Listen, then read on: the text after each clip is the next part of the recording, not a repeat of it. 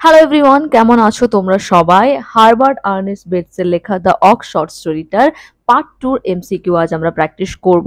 আগের দিন তোমাদের টেক্সটটা পড়িয়েছিলাম, টেক্সটটা পড়ে নিও। আর যদি আমার চ্যানেলে নতুন হয়ে থাকো তো লাইক শেয়ার এন্ড সাবস্ক্রাইব করো। আর এসএলএসটি 19 যদি কোর্স পারচেস করতে চাও তাহলে আমার স্ক্রিনে দেওয়া নাম্বারে তোমরা হোয়াটসঅ্যাপ করতে পারো এবং সামান্য কিছু চার্জেসের এগেনস্টে কমপ্লিট এসএলএসটি 19 একটা কোর্স পারচেস করতে পারো। চলো শুরু করি। দেখো, question number 1, the news paper that Mrs Thurlow read on Sunday afternoon were. আমরা সবাই জানি যে রবিবার দিন ওনার ছুটি থাকে এবং রবিবার দিন বিকেলে বসে মিসেস থার্লো কি করতেন? একটাই তার রিল্যাক্সেশন ছিল, কি ছিল সেটা? এবং নিউজ পেপার পড়া, তাই না? তো ওই নিউজ পেপারটা যেটা তিনি রবিবার দিন বিকেলবেলা বসে পড়তেন সেটা অ্যাকচুয়ালি কোন দিনের নিউজ পেপার ছিল? The news paper of Sunday, the newspaper of Saturday, the newspaper of the previous week, the newspaper of the previous week and of the week before। মানে সানডে না স্যাটারডে, রবিবারের না শনিবারের, না আগের সপ্তাহের, নাকি আগের সপ্তাহ এবং তার আগের সপ্তাহের নিউজ পেপার ছিল? বলো সঠিক উত্তর কি হবে, বলো। Option D is the correct answer, which is the newspaper of the previous week and the week before. Okay, চলো নেক্সট কোয়েশ্চেনে যাই। Throw them and by the, sorry এখানে এটা দেম হবে। Throw them and by them see broke the boundaries of a world. Here them refers to. এই জিনিসগুলোর মধ্য দিয়ে বা ওই জিনিসগুলোর মধ্য দিয়ে তিনি তার চারপাশের দুনিয়ার যে সীমাটাকে সেটাকে অতিক্রম করে বাইরের দুনিয়াটাকে জানতে বা চিনতে শিখতেন। এখানে এই দেম কথাটা কাকে রেফার করছে?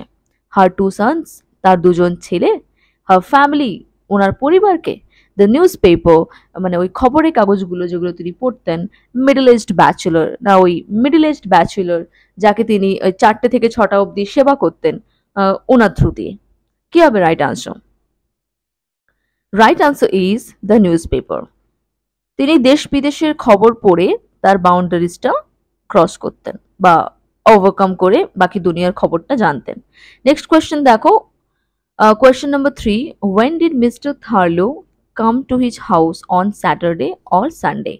শনিবার বা রবিবার মিস্টার থার্লো কখন বাড়ি ফিরতেন? আমরা গল্প পড়ে জানতে পেরেছিলাম যে শনিবার বা রবিবার যে কোনো একটা দিনে তিনি বাড়ি ফিরে আসতেন মিস্টার থার্লো, মিসেস থার্লোর হাজব্যান্ড, এবং তার একটা পার্টিকুলার টাইম ছিল যে সময় তিনি বাড়ি আসতেন। সেই টাইমটা কোনটা? 2 PM, 3 PM, at 3:30 PM or 4 PM? কি হবে বলো সঠিক আনসার? এই সবকটা এমসিকিউ যদি তোমরা মোটামুটি ঠিকঠাক আনসার দিচ্ছ তাহলে জানবে যে তোমাদের টেক্সট পড়াটা একেবারে পারফেক্ট হয়েছে। আর যদি ঠিকঠাক আনসার দিতে পারছো না, দ্যাট মিনস টেক্সটটা তোমরা একেবারেই ঠিকঠাক করে পড়োনি। So the right answer is option number B, at 3 PM। চলো নেক্সট স্লাইডে যাই। Question number 4, what was Mr Thurlow hiding in his coat? Mr Thurlow ওনার কোটের মধ্যে কি লুকোচ্ছিলেন? 54 pounds, the shaw, the bill hook, none of these। 54 pound লুকিয়েছিলেন, না ওই যে কাস্তেটা যেটা দিয়ে তিনি কাটতেন সেই কাস্তেটা লুকোচ্ছিলেন, না গাছ কাটার যে কাঁচি, বাগানের কাঁচি ওটাকে লুকোচ্ছিলেন, না নান অফ দিস এর মধ্যে কোনোটাই না? কোনটা হবে? আনসার হবে the bill hook.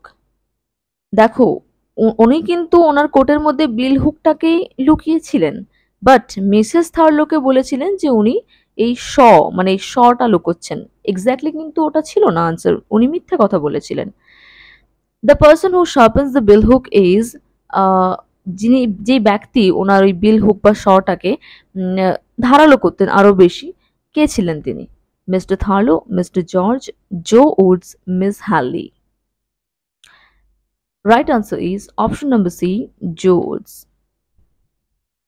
Next question দেখো, question number 6, in the evening when the boys at church she walked again, what did she walk?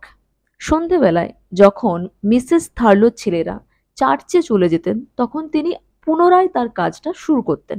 তো এখানে কোন কাজগুলোর কথা বলা হচ্ছে? সি ডার্ন দ্য সক্স, মোজাগুলো পরিষ্কার করতেন, কাফস দ্য জ্যাকেট, জ্যাকেটগুলোকে পরিষ্কার করতেন।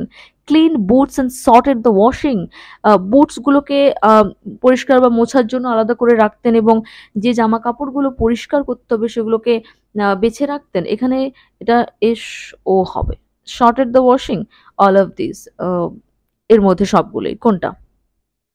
বলো বলো, কুইক বলো, এর মধ্যে কোনগুলো? Option D is the correct answer, এখানে সবকটা কাজই তিনি করতেন। ওকে, কোয়েশ্চেন নাম্বার 7 দেখো, the first real stepping stone to the higher things of the future, what was the step?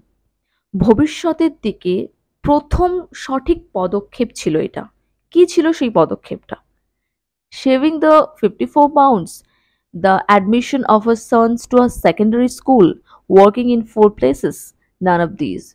মানে 54 পাউন্ড সংরক্ষণ করে রাখা, না ও তার ছেলেরা সেকেন্ডারি স্কুলে যখন অ্যাডমিশন নিয়েছিল সেই অ্যাডমিশন নেওয়াটা, নাকি তার এই 4টে জায়গাতে কাজ করাটা, কোনটা তার ফিউচারের একটা খুব গুরুত্বপূর্ণ পদক্ষেপ ছিল বা তাদের ফিউচারে?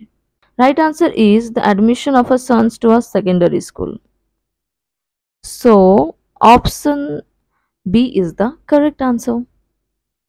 চলো, question number 8, he went straight into the scullery. Scullery means, he মানে এখানে মিস্টার থার্লোর কথা বলা হয়েছে। মিস্টার থার্লো বাড়ি ফিরে সোজা স্কালারিতে গিয়েছিলেন। এই স্কালারি কথাটার মানে কি? রুমস ওয়্যার ডিসেস স্পটস আর ওয়াশড আপ, সেই রুম যেই রুমে বাসনপত্র ধোয়া হতো। টু দ্য ড্রয়িং রুম, বসার রুমে। টু দ্য লাইব্রেরি, মানে লাইব্রেরি রুমে। নান অফ দিস, এর মধ্যে কোনোটাই নয়। স্কালারি কথাটার মানে কি? কোথায় গিয়েছিলেন তিনি সোজা? আ রুম ওয়্যার ডিশেস পটস আর ওয়াশড আপ, যেই রুমে বাসনপত্রগুলো ধোয়া হতো। তিনি ওই দিন দেরি করে বাড়ি ফিরেছিলেন এবং সোজা ওই বেসিন বা এক কথায় বলতে পারো সিঙ্ক টাইপ, ওখানে গিয়েছিলেন এবং ওখানে হাত ধুতে গিয়েছিলেন। কেন? কারণ তিনি অলরেডি একটা মার্ডার করে এসেছেন। কাকে মার্ডার করে এসেছিলেন? লন্ডন থেকে আসা একজন ব্যক্তি, যিনি মিস্টার থার্লোর মাথায় যে প্লেটটা বসানো ছিল সেটাকে অ্যালুমিনিয়াম বলে দাবি করেছিলেন। আর আমরা সবাই জানি মিস্টার থার্লো খুবই পজেসিভ ছিল তার ওই প্লেটটা নিয়ে এবং তিনি খুব প্রাইড ফিল করতেন about his silver plate.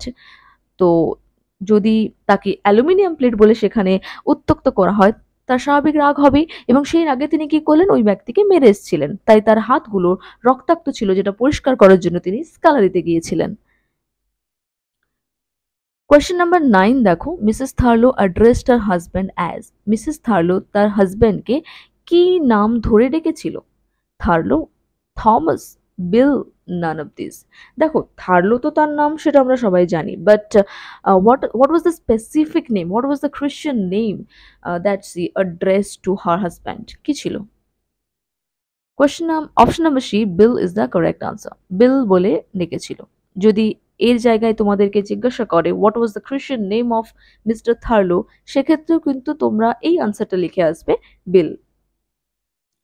Question number 10 দেখো, don't touch it, it refers two. এটাকে ছুঁয়ো না, এই ইট জিনিসটা কি রেফার করছে? আমরা সবাই জানি মিসেস থার্লো ওনার ছেলেদের বলেছিলেন ডোন্ট টাচ ইট, এটাকে ছুঁয়ো না, ছুঁয়ে দেখো না। কোনটাকে? ওই যে স্কালারিতে যেখানে বাসনপত্র ধোয়া মাজা হয়, সেখানে যখন মিস্টার থার্লো আগের দিন রাতে গিয়ে হাত ধুয়েছিলেন অন্ধকারের মধ্যে, তো ওই সিঙ্কে রক্ত ছড়িয়ে ছিটিয়েছিল এবং পরের দিন ছেলেরা যখন সকালে উঠে মুখ হাত পা ধুতে গিয়েছিল, তারা ওই বেসিনে বা সিঙ্কে রক্ত দেখে একটুখানি আঁতকে উঠেছিল। তাই তারা তার মাকে ডেকে, মানে তাদের মাকে ডেকে চিৎকার করে বলেছিলেন, mum mum see here blood in the sink.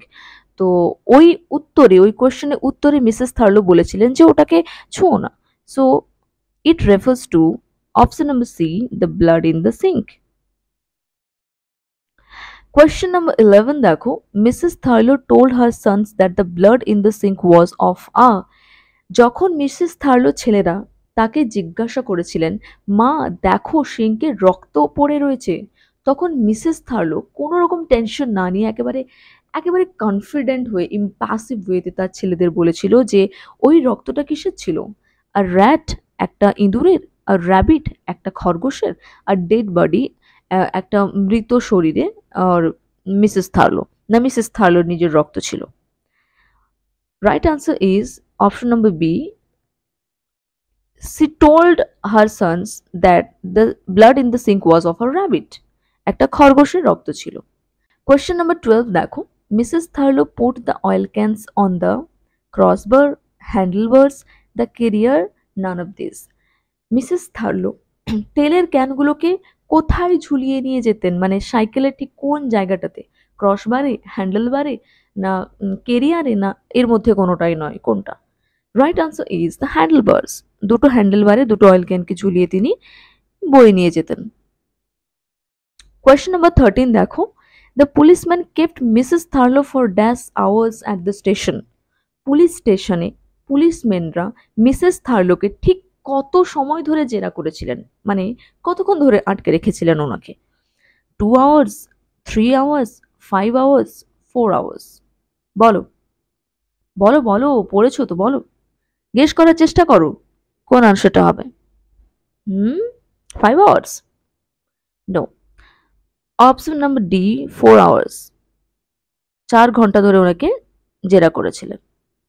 Question number 14 দেখো, the exact money that Mrs. Thurlow had saved, যে অরিজিনাল বা এক্স্যাক্ট টাকাটা মিসেস থার্লো জমা করেছিলেন, কত ছিল সে টাকাটা? 52 pounds, 53 pounds, 54 pounds, 54 pounds and 20 pence, 28 of that were in sovereigns. দেখো, শর্ট স্টোরিটার প্রথমে আমরা পেয়েছিলাম যে উনি 54 পাউন্ডস জমিয়েছিলেন। তো অপশানে যদি শুধুমাত্র 54 পাউন্ডস দেওয়া থাকতো তাহলে ওটাই কারেক্ট আনসার হতো। বাট এখানে কোয়েশ্চেনটা কি বলেছে? দ্য এক্স্যাক্ট মানি, মানে প্রপারলি ঠিক এক্স্যাক্টলি কত টাকা তিনি জমিয়েছিলেন। In that case the answer will be 54 pounds and 20 pence। Okay, আমরা অপশনে, মানে সরি, শর্ট স্টোরিতে আমরা পেয়েছিলাম যে 54 pounds 16 and 4 pence। 16 and 4 pence means 20 pence। ওকে, এখানে গুলিয়ে ফেলো না, বুঝবে ভালো করে ব্যাপারটা যে 16 and 4 pence মিনস 20 pence, যার মধ্যে 28টা ছিল বিদেশি স্বর্ণমুদ্রা। কোয়েশ্চেন নাম্বার 15 দেখো, it was quite all right, it refers to the money Mrs Thurlow saved, the bill hook, the saw, the wood set? কোনটার কথা এখানে বলা হয়েছে? It was quite all right, এখানে ইট বলা হয়েছে the money Mrs Thurlow saved, যে টাকাটা মিসেস থার্লো জমিয়েছিলেন।